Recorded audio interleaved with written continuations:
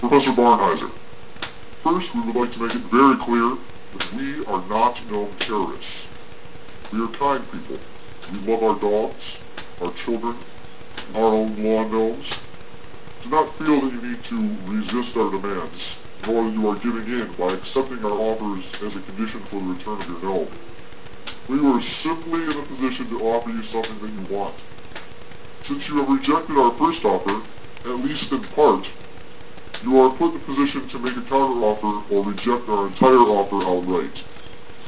We realize our first offer was apprend ou laisser. However, it can no longer be considered, so this is not an issue. We would now like to extend to you an invitation to open negotiations. Timing is of the essence.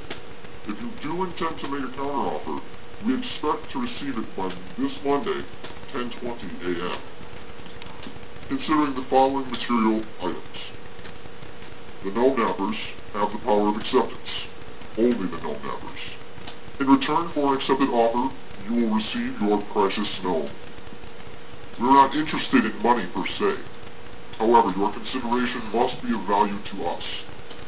Your offer will not become binding upon us or upon you until approval is made by the leader of the gnome nappers.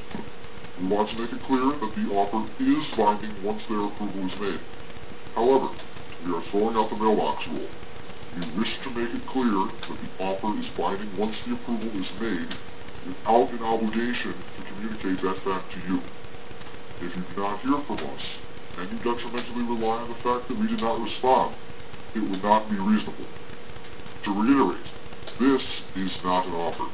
It is merely an invitation to open a discussion about the terms.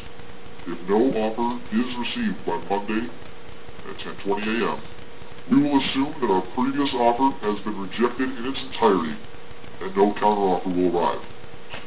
In the event that no offer is received, expect to receive communication at our leisure. Now, it has come to the attention of the gnome nappers that our identities are under question. Blame has been laid, doubts have been cast. However, we will continue to work unimpeded while everyone continues to look in the wrong directions. Again, we are the gnome nappers.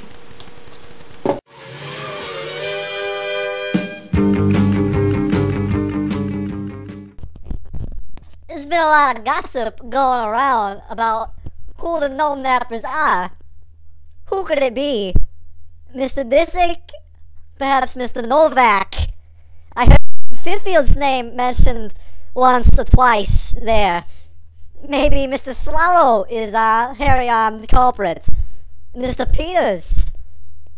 Or maybe even Derek Jeter, Professor Barnhizer, or that Peter Griffin.